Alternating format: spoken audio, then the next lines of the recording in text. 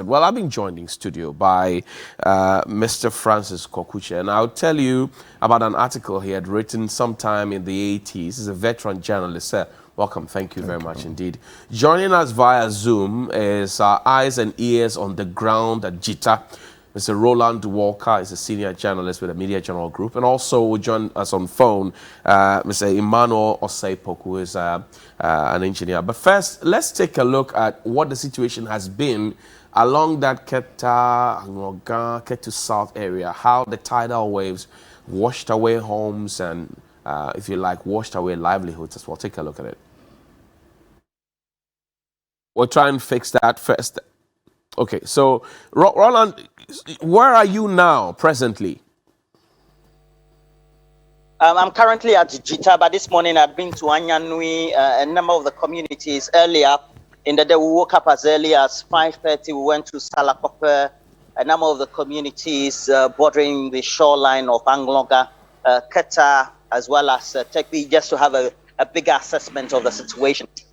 Because the National Disaster Management Organization, they did indicate to us that they wanted to at least start some comprehensive distribution of some relief items that had been received either from the national office or through the intervention of a number of charities, or as we call them, a number of non-governmental organizations. And so it's why we came, but we'd had a number of interactions, Johnny, with a number of residents who had been affected by the floods, if not the tidal water, so to speak. You can see just behind me a number of the makeshift structures as well as the homes just bordering the coast that have been affected. And you can find that especially for many of these structures, these are homes of people who have lived here decades. And Johnny, I just had an interaction between the time 7 and 7:30 a.m. with a big opinion leader in the coastal community right here, who has also worked with the Ghana Ports and Harbours Authority. And he says that no particular government could be blamed for singularly being inactive in taking any action on this, but rather all the governments, apart from perhaps what Dr. Kwame Nkrumah might have done. So all of them have been guilty of trying to put in the preventive measures, engineering the right sort of breakwater or sea defense walls to prevent the coasts from being distracted. Well, Roland, so then let's talk about the livelihoods. We do know that predominantly the official folks, some engage in farming as well. Some would like to cross the border into Togo, go and buy a few wares, come back and sell. How has this situation impacted their livelihoods, especially knowing that about a month ago, a similar thing had happened?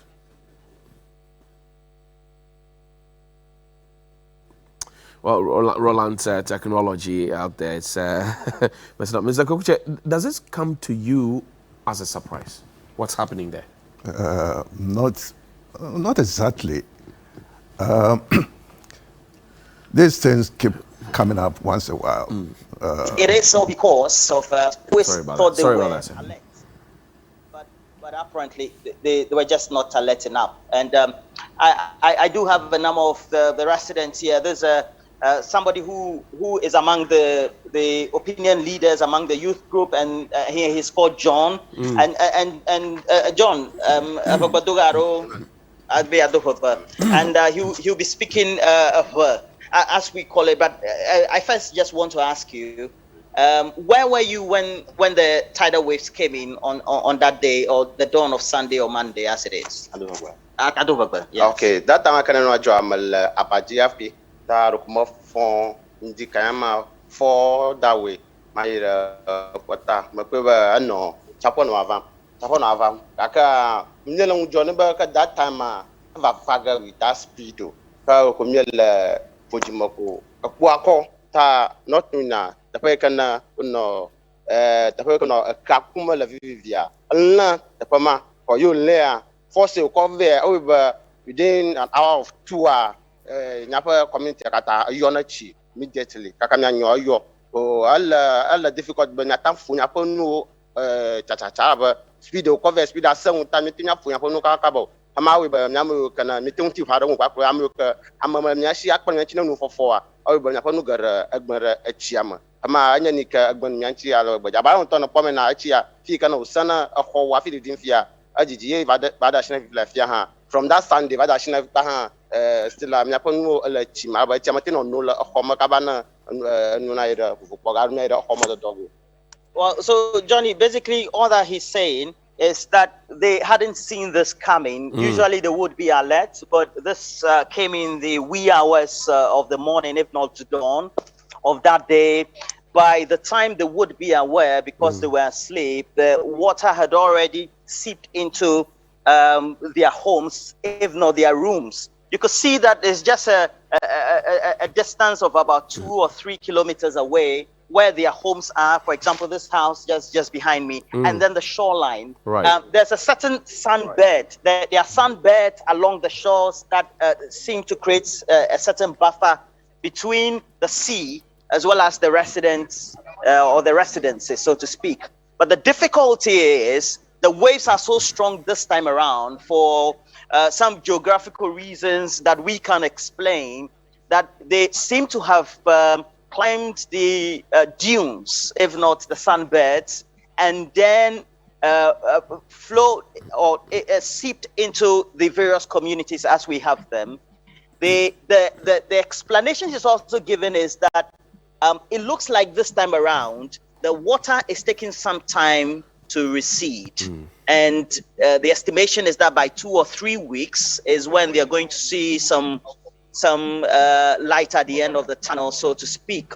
But all these things that you see here today, for example, these remnants of mangroves, etc., are all coming from the sea. It's not as if that these remnants of the mangroves you're seeing currently are just lying within the community, so to speak. Right. They are all coming from the sea, being either polluted material from the sea as well. You could also find that for many of these houses or these structures that they have, they are typical of fishing communities along the coast of our country, Johnny. You go to Axim, you also go to many of the areas, you find that that is what makes the difference in terms of where they want to live, etc. I have Rose Avevo, I believe, if that is her name. And Rose is going to Roland, tell us about, we'll go to Rose in a bit. Let me engage Mr. Kokuche quickly, and then also the project manager on phone, and then we'll come to you in a bit. So I asked the question, does this come to you as a surprise? Not exactly, I said. Not exactly, because when I was sent to Keta in '87, what the people told me was there had been similar cases before that major one in '87. And I met some people who showed me their houses that was deep in the sea. And some people also told me they used to walk to distances to the beach, but now the beach is very close to them. So it's like the sea keeps coming. It keeps coming to them. Yeah. But it's... Do they know why? Well, you see, when I did that piece, I spoke to some experts later, and their thinking is that this could be part of sea erosion along the coast of Ghana. And if you go to Adan, you will see similar case coming up. Okay. And one man told me at the time that if Keta had a sea wall, a sea defense wall, it's possible the situation will get to Adan. This was in '87? Yeah. Okay. That it's possible the situation will get to Adan. And if Adan was solved, it will move towards Tama, Nungwa, and Labadi. So that was what an expert told me. I don't know what he saw at the time and what went into that thinking. But if you see what's happening around Sakumono, you notice that Mighty Beach area. Yeah, that place too is facing sea erosion. So I don't think the situation is just Keta alone. Right, it's along the shoreline. Yeah. Okay, let's engage Mr. Emmanuel Poku on the line now. Thank you very much, sir, for joining us, Mr. Poku. Good morning. Good morning. How does this come to you as a project manager for the Keta Sea Defense War started by the Jerry Rawlings administration, maybe before that, now is stalled, if you will? How does it come to you that the people are now suffering the effects of a project that started, gave them so much hope, and now it is what it is? Okay, once again, good morning to our listeners. Well, it's quite unfortunate for the people of Keta to be experiencing such adverse effect from nature. But when you analyze the situation on the ground, there has already been a sea defense project that has been executed in that area, in the offshore of Keta. And what is actually happening is that due to that project, there are studies that have come out that the effect of the offshore brought about some of these that are happening to the fellow community downshore. So, yes, the Sea Defense Project is actually a project that is needed for the people over there. Has to be really constructed, hopefully in time, so that they could, save the properties and the community and the people who are living there. From a project manager's point of view, what do you propose? Do you propose relocation of the folks because, like Mr. Kokuche said, the sea is getting closer to the people? Or do you propose that we have a sea defense or maybe another structure, maybe 2 or 3 layers that could, if you like, douse the effect and the strength of the waves when they decide to come at the people? What do you propose?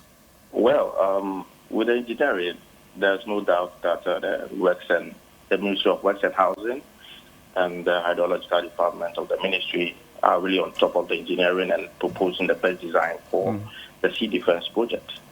There's no issue with that.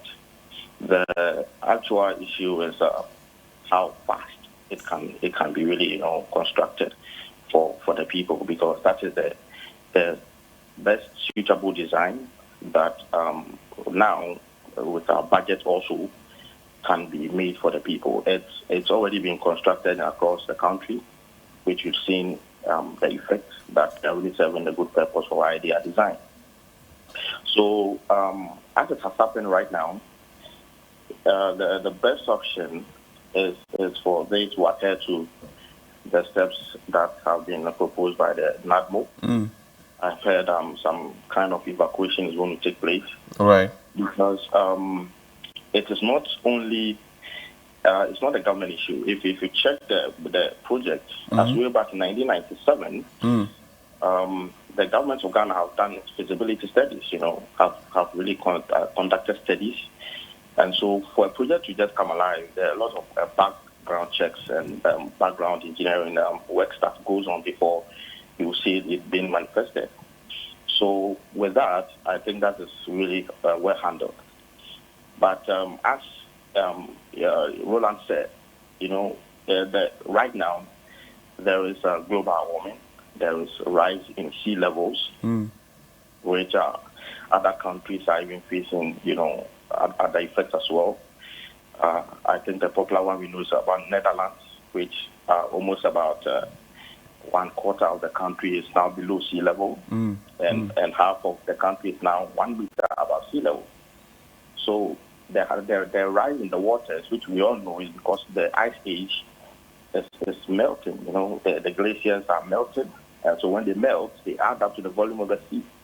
And so when they add up to the volume of the sea will rise. It will increase in its volume, and so any country that has its boundary with the sea will have one way or the other. Okay. Yes. So then, why the sea is now rising is because of that, and that is why I think that just ended COP26 seminar was really tackling these environmental issues. Climate change is real, and this is some of it.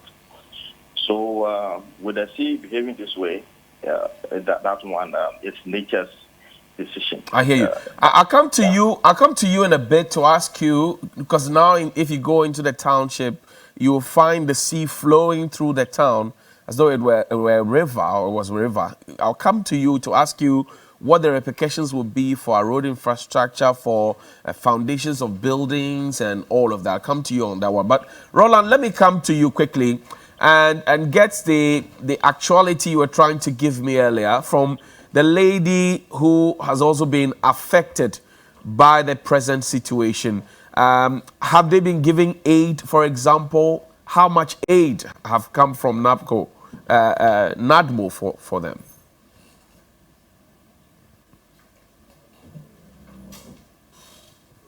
The National Disaster Management Organization. Let me straight away just go to Rose. Maraku ba. Yere Obama Biauba National Disaster Management Organization pledge to do Rovana Minana war. I never roll Vanami and do Flanumo. Maraku and Vivia Covinucho. When Yakoa Abanukauna. Maraku.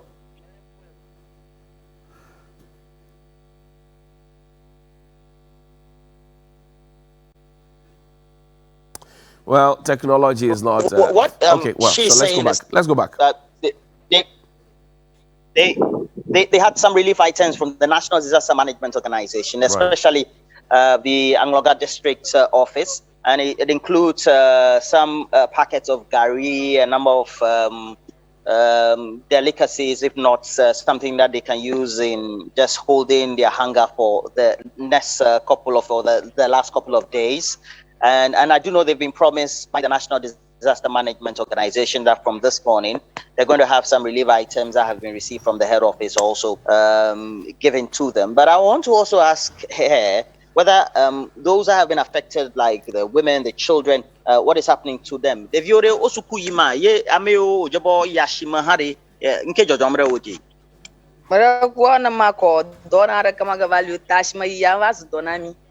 Minha mãe anudana mera no daria me poma no pule mo pa mo vani po fia rocha ka me poma ino plaga na mi taru ko me vala duomo tora kama ga vali ala ba chapo nche me la chapo ya wala ka taru ko me vala moto kwa na ngwa ka nyano ni kuma kpon.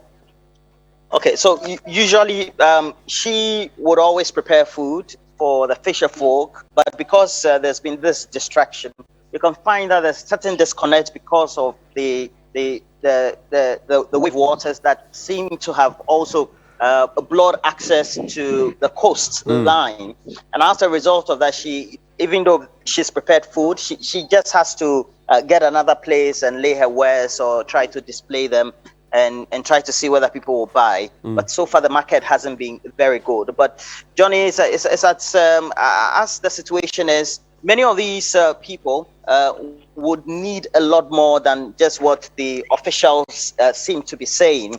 But it's also because the interventions will need to be some long-term. But the short-term is some relief items that would enable them have a place to sleep, a place of habitation, very important. And then I also get to check their status of health. Just yesterday, when I had the interaction with a number of the residents or the inhabitants in many of these communities, they're now more prone to mosquito bites, etc. Because we have collected water or stagnant water. It also means that they could have some effects of some other waterborne related ailments, whether the next week or two following that. But Roland, so Roland, before you go on to that, I'm curious to learn where they sleep now, because their homes have been washed away. Where are they sleeping? I know that there are no evacuation centers in this country. That's on record. NADMO yesterday told me that they have no plans immediately to put up evacuation centers. So where are they sleeping? Oh,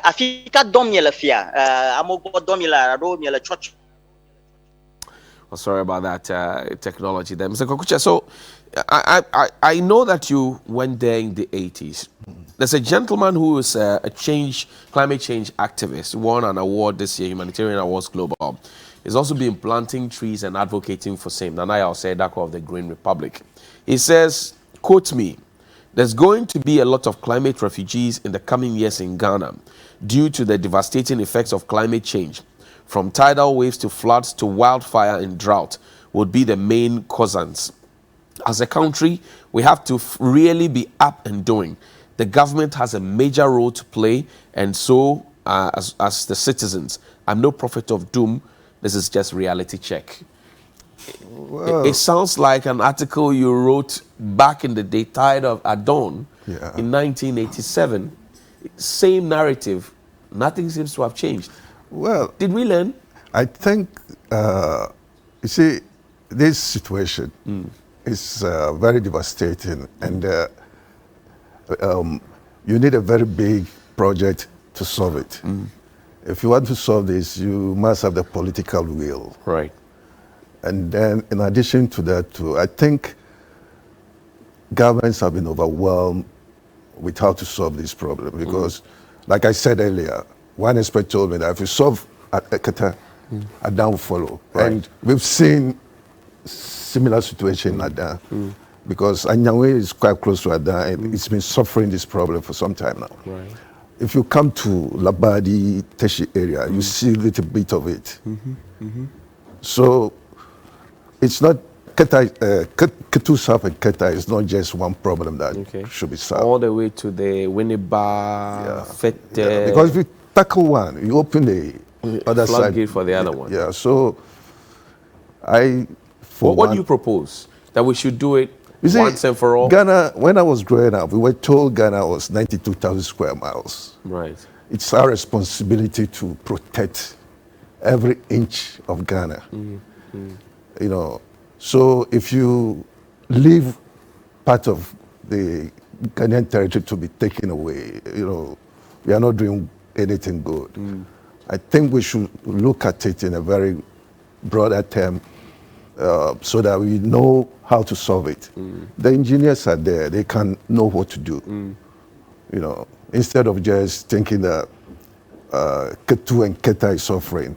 No, it's bigger than that. This is a Ghanaian problem that must be solved because, like the activist is saying, the suggestion that the people should be relocated doesn't mean that if there's famine in Tamale, you should relocate the people as a result of climate change.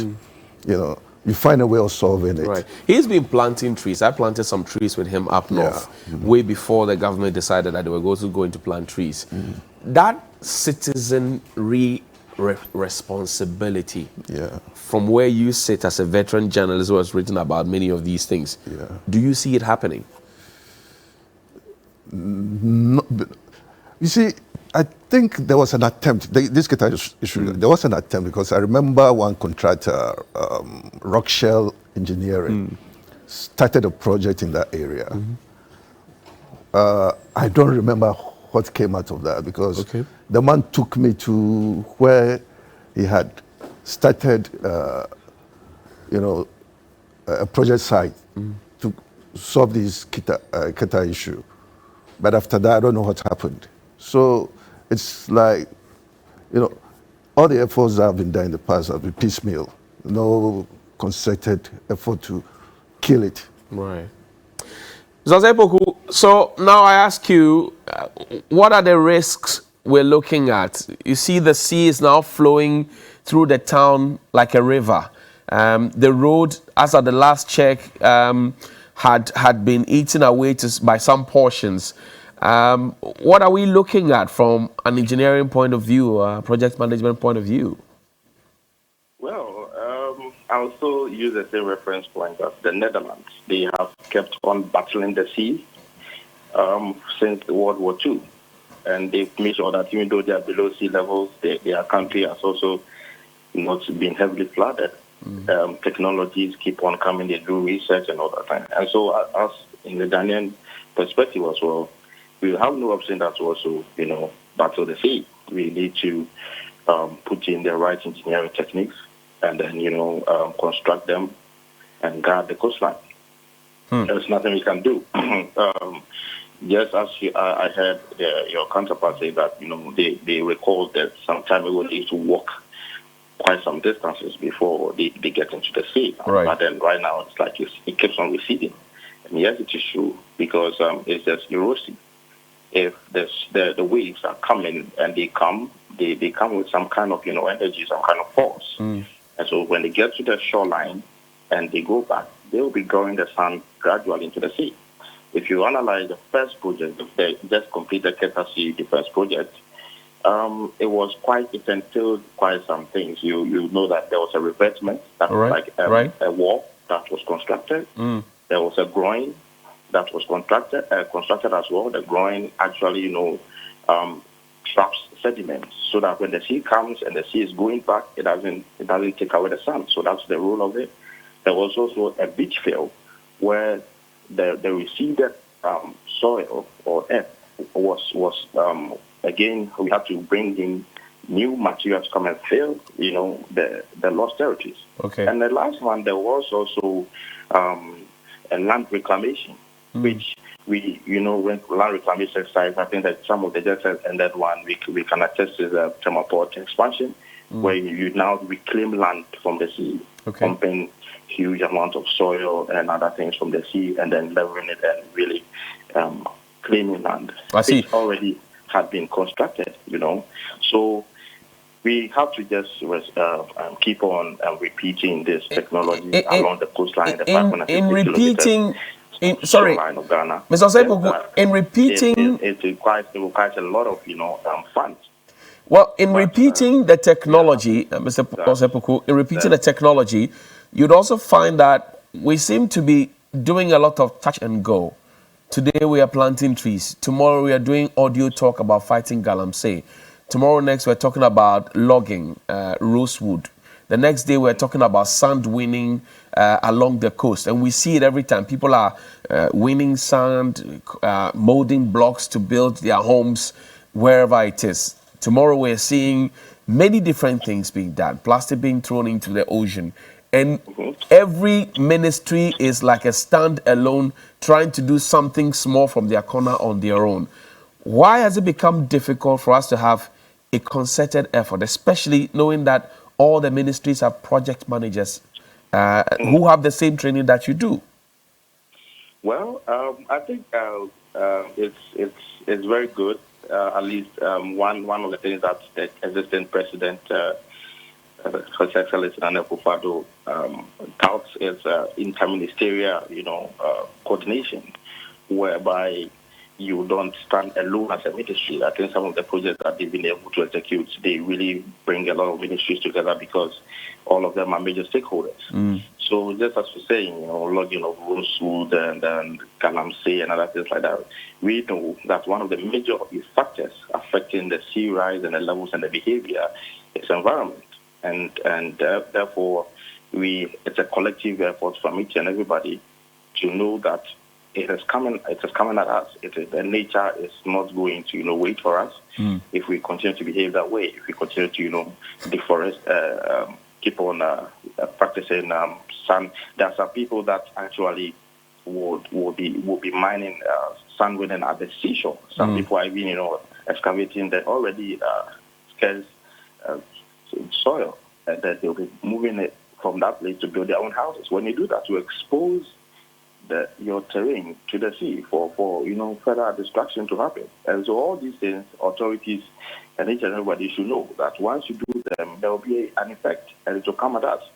But with the bodies, like I said, I know that the Sea Defense Project is under the Ministry of Works and Housing, and it's receiving good news that I read online that they have released the next funds, some funds for the next phase of the project. Yes, that's exactly what will happen when funds are released on time for the project to be executed and then to protect the coastal line.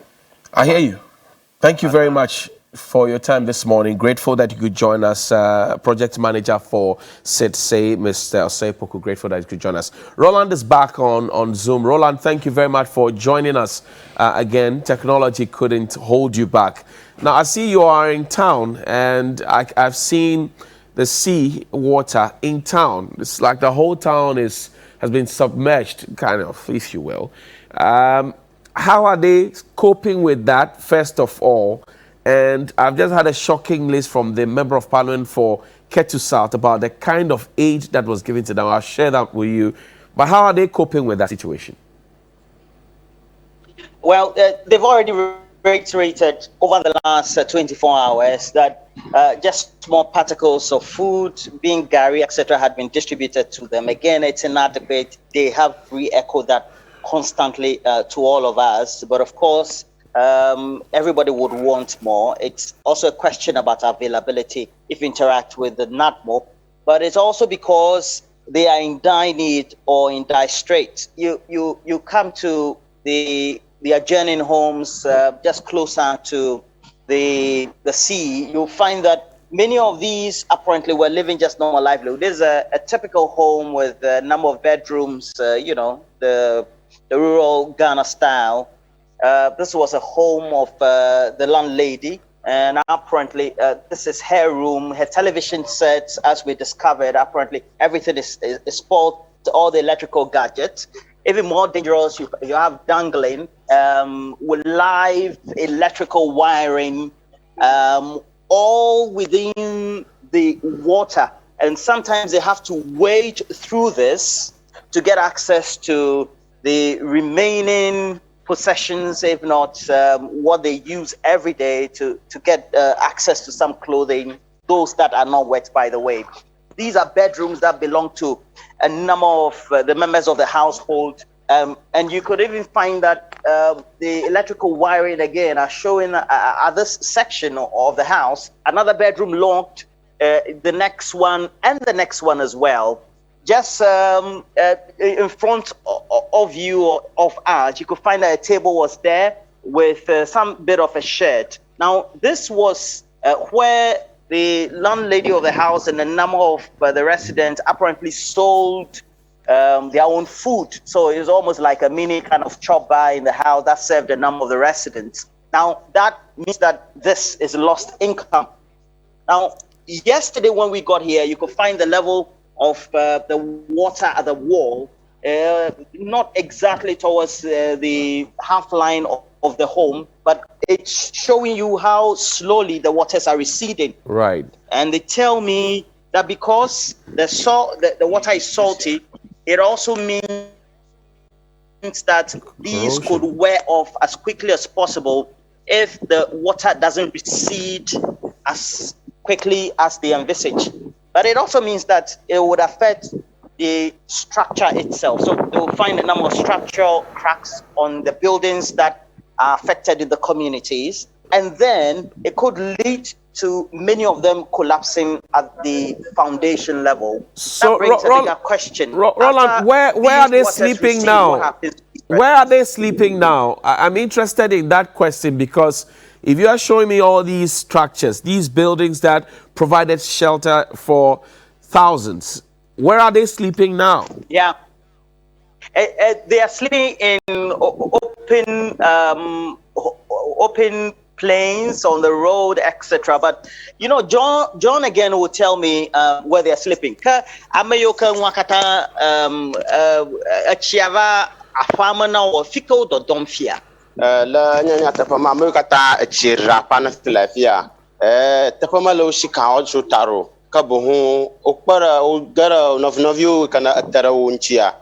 Ugbo domola ka amuka no tafa chima hin of no jak manushio tigara moto kutinona anoyira moto hu wadashina kukulopa atokuku ko hama ha anya ni ka afuram na ala baja tapamalio na maka tapamalio dojo aro aira anu ragalo tawe ba mu zana na kli ka naka o mu kata oponia alla chima mu ka mote agamulo shi ye aira gas aro kupot zagoa uponururu anya ni ka afuram ala baja.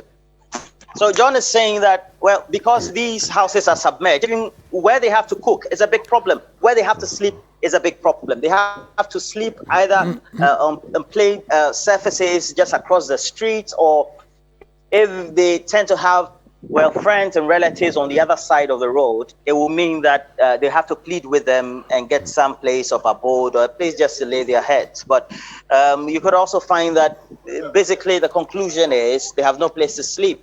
You just go through the night, you lay in wait and hoping that the next morning gets to you, and just keep hoping against hope, John. Maybe my final two questions to you. Did NADMO bring them cooked food, knowing that their homes had been washed away, their kitchens as well? Because NADMO gave us an explanation 48 hours after the incident that they had gone there to do an assessment. So it gives me the indication that they would have done a need assessment to know what exactly the people need so they can wear the H. One, did they bring them cooked food?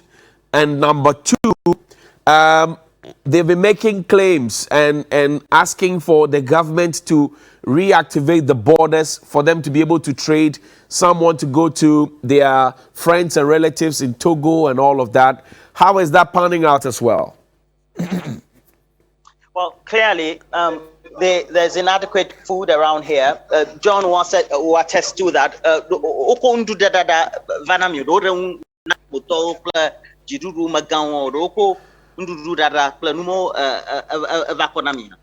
Ma globa nyatepa ma udumotor ka ma va kunu ka view gaka ni cho achomanu mi kana va ikenya blaragba ye from around 4:30 that way over wa marova machuko ba nyapa MP yelangono akala ifa no puma na menya ba manya nagmoto pa ni ya kana ko men nagmoto to ka buhu lon fanna nawo amuka akujima owe aku ni ave ka nagmoto to alla amagba agwana ka ye fifia mienya batai afla uboda na do via do nyona mi no ashichankula no mokata ekata vanya tukaralo ele atapama afla uboda to anya ni kenya furo na mi dungwe kokoko ala ba ya nyamu kana la vota fia pime mi apa business apangato elema aka via we ba mitenti mi ayira border cross ga ayira ashichagota na ba shichanya wa anya ni ka refu na mi sasa na mi ala gbeje tana government na border na mi anya ni ka dem ya chi question ya shichacha ngogbo na mi.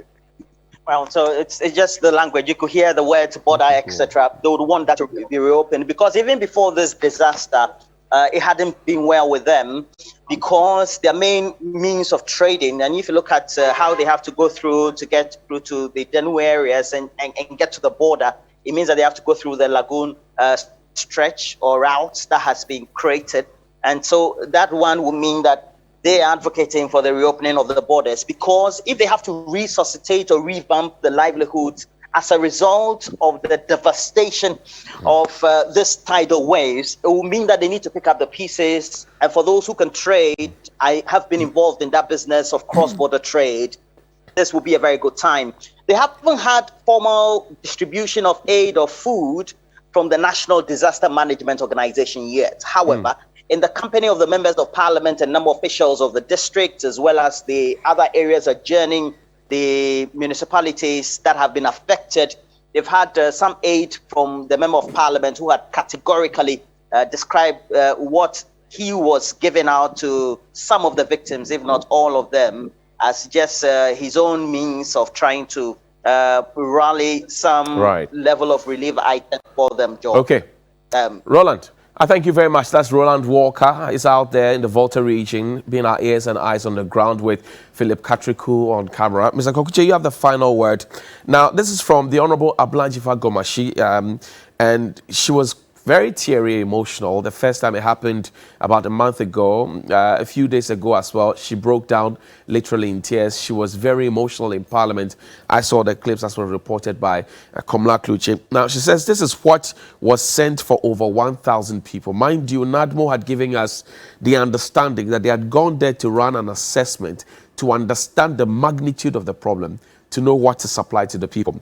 The relief items supplied, according to the MP, 6 bales of clothing, 30 pieces of mattress, 30 bags of rice, 100 basins, 100 buckets, 100 cups, I'm sure they are plastic cups, 15 bars of soaps, 15 bottles of oil, or maybe gallons, I'm not too sure what it is.